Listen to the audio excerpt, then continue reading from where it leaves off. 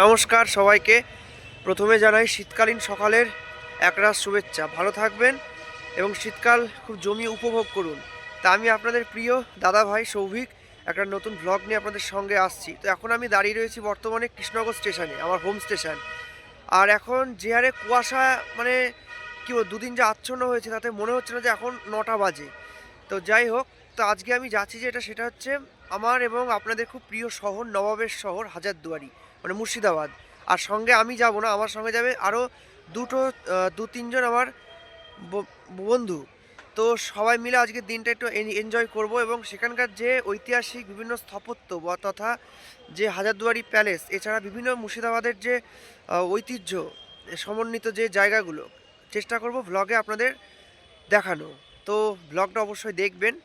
তো কেমন লাগছে আপনারা অবশ্যই জানাবেন। তো আর সময় নষ্ট করব না, চলুন যাওয়া যাক, সঙ্গে থাকুন আর দেখতে থাকুন আজকের ব্লগ। তো এখন আমি মুর্শিদাবাদ সফরে যে জায়গাটা এসে প্রথম উপস্থিত হয়েছি সেটা হচ্ছে আপনার জাহানকোষা। আমি দেখাবো একটু ঘুরিয়ে। এটাই কিন্তু মুঘল সম্রাটদের যে যুদ্ধক্ষেত্রে ব্যবহার করা হতো। এই যে এইটাই কিন্তু আমরা প্রথম এখান থেকে দেখা শুরু করলাম। আর এই চারপাশটা একটু আপনাদের ঘুরিয়ে দেখাবো। একদম পুরো গ্রাম্য যে পরিবেশে এটা কিন্তু রয়েছে।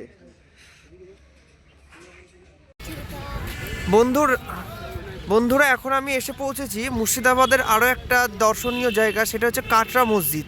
তা মসজিদটা আমি আপনাদের একটুখানি ঘুরিয়ে দেখাবো, দেখবেন কতটা জায়গা জুড়ে কিন্তু মন্দিরটা রয়েছে।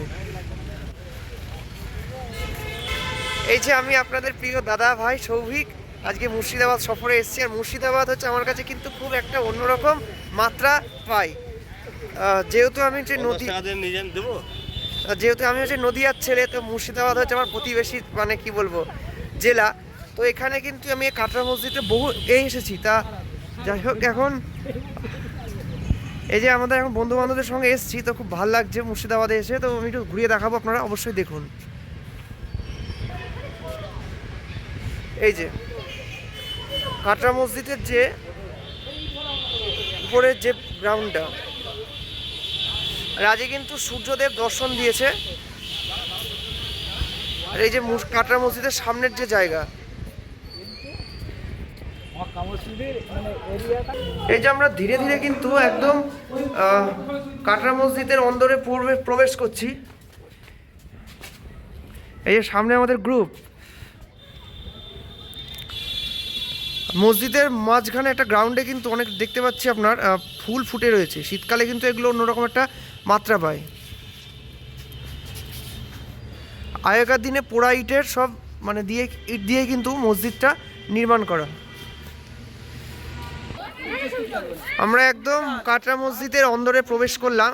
আপনাদের একটু চারপাশটা ঘুরিয়ে দেখাবো। দেখুন কতটা এলাকা এবং আয়তন জুড়ে মসজিদটা বিস্তৃত। আর এখানে সবাই কিন্তু এখন যেহেতু শীতকাল, মানে পর্যটনের মরশুম, তাই অনেকে কিন্তু আসছে, দেখতেই পাচ্ছেন। এই যে সামনে আমাদের গ্রুপ, আর এবং হচ্ছে আপনার অনেকে প্রচুর পর্যটক কিন্তু আসছে। সত্যি কিন্তু দারুণ জায়গা এই কাটরা মসজিদ। এই কাটরা মসজিদের বৈশিষ্ট্য কিন্তু দেখুন, এই চৌকো আকৃতির যে কলুঙ্গাগুলো, এইগুলো কিন্তু এই মানে মসজিদটার কিন্তু বিশেষত্ব। তো এখান দিয়ে কিন্তু আপনার ওই দিকেও যাওয়া যায়। তো এই যে চারপাশটা কিন্তু এক শেপই করা রয়েছে। কাটরা মসজিদের যে ভিউটা, আমি বাইরে চলে আসলাম, তো দেখুন এখান থেকে কতটা সুন্দর লাগছে মন্দিরটা। আর সামনেটা যেহেতু গার্ডেন রয়েছে, তো এটা কিন্তু অন্যতম একটা মাত্রা ফেলছে সৌন্দর্যায়নে।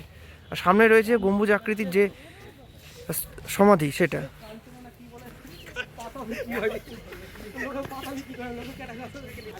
দারুণ লাগছে কিন্তু আজকে মুর্শিদাবাদ এসে, মুর্শিদাবাদ সফরে।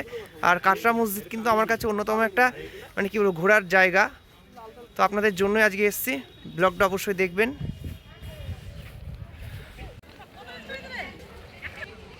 আমরা এখন যে জায়গাটায় উপস্থিত হয়েছে সেটা হচ্ছে আপনার নবাব মুর্শিদকুল্লি খাঁয়ের যে সমাধিস্থ বাড়ি। এটা কিন্তু এখন পুরো ভগ্ন দশা, এইরকম তার বর্তমান যে আকৃতি দেখুন। তো এখন আমরা এখানে এসেছি, আর চারপাশটা একটু ঘুরিয়ে দেখাবো। সামনে রয়েছে একটা গার্ডেন, এই যে ওই সাইডে কলা গাছও রয়েছে, আর পিছনটা পুরো শস্য খেতে এবং আপনার ধান বিভিন্ন যে কৃষি জমিতে পরিপূর্ণ।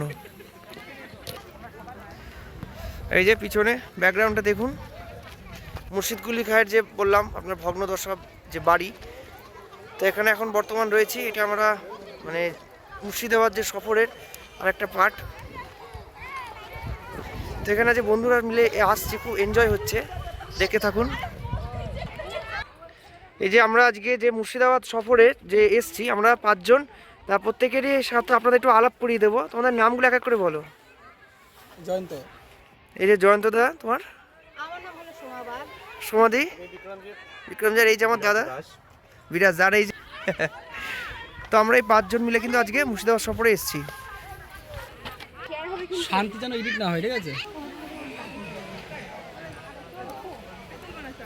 এখন আমরা মুর্শিদাবাদ যে রাজবাড়ি মানে যেটা কাঠগোলা বলা হয় তার সামনে রয়েছি।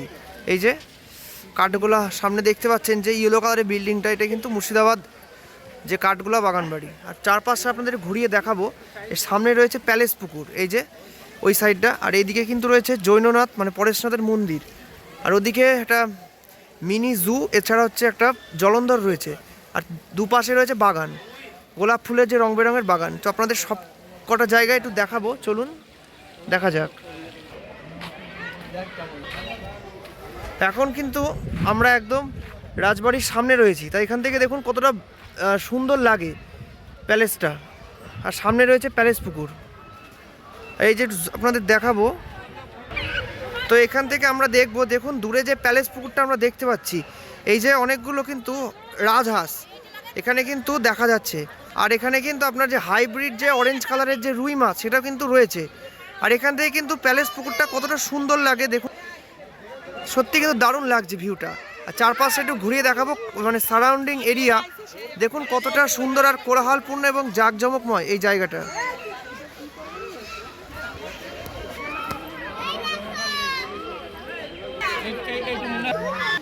বন্ধুরা এই প্যালেস পুকুরটা সম্পর্কে যত মানে এই জায়গাটা আমার কাছে কিন্তু খুবই একটা মানে কি বলবো, ঘুরতে আসার বিকেলবেলা কাছাকাছি ঘুরতে আসার জন্য খুবই দারুণ লাগে। তো যেহেতু আমার বাড়ি হচ্ছে অনেকটা দূর, তো আমাদের কৃষ্ণনগর থেকে এই জায়গাটার ডিস্টেন্স প্রায় 110 কিলোমিটার। তো রেগুলার তো আসা সম্ভব হয় না, সেটা হয়ে ওঠে না। তো এই যে সিজনে আজকে আসলাম, তো দেখুন এখান থেকে ভিউটা কতটা সুন্দর লাগছে। আর এই জায়গাটা আমার কিন্তু কম করে 100টা ছবি আছে। তো যাই হোক, প্রথম যখন এসেছিলাম তো তখন খুব ভালো লেগেছিলো 5 বছর আগে। তারপর থেকে মানে জায়গাটা আসতে যখনই মুর্শিদাবাদ আসি এই জায়গাটা একবার কিন্তু ঘুরে যায়। আর দেখুন কতটা জাঁকজমকপূর্ণ আছে কিন্তু। আর এই পিছনে দেখুন ভিউটা কতটা সুন্দর লাগছে, প্যালেস পুকুর, মুর্শিদাবাদ যে কাঠগোলা বাগান বাড়ি।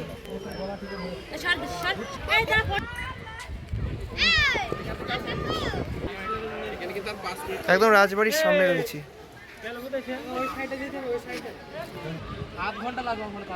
আমরা এখন কাঠগোলা বাগানের যে পিছনের যে ফুলের বাগানটা রয়েছে, গোলাপ গার্ডেন, সেটা আপনাদের সামনে একটু তুলে ধরছি। দেখুন কত রং বেরঙের বন্ধুরা গোলাপ, লাল থেকে শুরু করে অরেঞ্জ, আপনার পিঙ্ক, এছাড়া হচ্ছে মেরুন কালার প্রভৃতি। আর এখানে কিন্তু আমরা দেখছি এই যে জল দিচ্ছে, মানে বাগানগুলোকে গাছের গোড়ায় জল দিচ্ছে। তো দূর থেকে আশা করি বুঝতে পারছেন যে কতটা সুন্দর লাগছে বাগানটা, রং বেরঙের। এছাড়া ডালিয়া, চন্দ্রমল্লিকাও রয়েছে। তো শীতকালে যেহেতু কোনো বাগানই, ফুলের বাগান কিন্তু একটা অন্যতম যে মাত্রা ফেলে সৌন্দর্যায়নের। আর এই যে কাঠগোলা বাগানের সামনেকার ভিউ। এখন আমরা জগৎ শেঠের বাড়ির সামনে রয়েছি।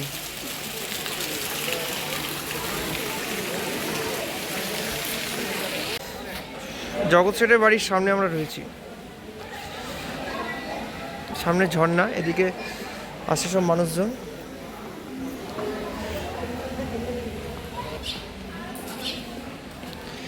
এখানে কিন্তু সব জায়গায় আপনার ক্যামেরা কিন্তু করা যায় না ভিতরে, তাই কিন্তু আমি ভিতরটা ক্যামেরা করে মানে ক্যামেরাতে আপনাদের দেখাতে পারিনি। তো বাইরেটা আমি দেখাচ্ছি। যেহেতু বললাম আমি এখন জগৎ শেঠের বাড়ির সামনে রয়েছি, তা কিন্তু ভিতরে যে মানে যে মোগল স্থাপত্য যেগুলো দেখে আসলাম সেখানে কিন্তু আপনার মানে ক্যামেরা কিন্তু অ্যালাউ নেই, তাই কিন্তু ভিতরে সেগুলো দেখাতে পারলাম না। বাইরেটাই আপনাদের জাস্ট দেখালাম মুর্শিদাবাদ সফরে, দেখতে থাকুন।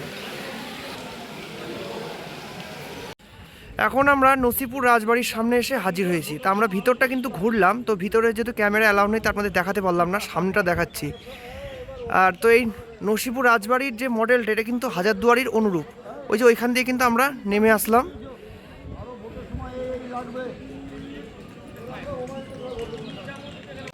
এখন আমরা মির্জাফরের যে বিভিন্ন বংশধরদের যে কবর, সেই জায়গাটায় রয়েছি। এই যে বন্ধুরা দেখুন, সব কবর করা আছে। এই যে এখান থেকে শুরু করে ওইদিকে, আমরা ওই দিক দিয়ে আসলাম। মোট কথা মুর্শিদাবাদ আসলে আপনার যে নবাবের শহরে ঐতিহাসিক ইতিহাসের বিভিন্ন যে চিহ্ন তথা হচ্ছে স্থাপত্য কিন্তু সবসময় পাওয়া যায়। তো মুর্শিদাবাদ হচ্ছে আমার কাছে, বললাম যেহেতু অন্যরকম একটা মাত্রা পায়। আর এখানকার চেষ্টা করছি বিভিন্ন জায়গার মানে যে স্থাপত্যগুলো আপনাদের এই ভ্লগে দেখতে, আপনারা অবশ্যই দেখবেন। চলুন সামনে যাওয়া যাক।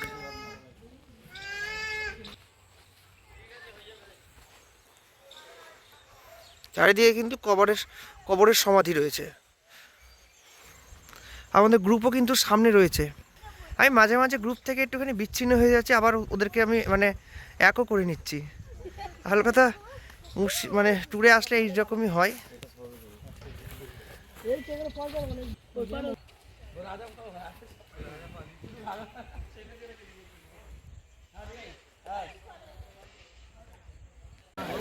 আমি এখন অবশেষে এসে হাজির হলাম নবাব প্রাসাদ হাজারদুয়ারিতে।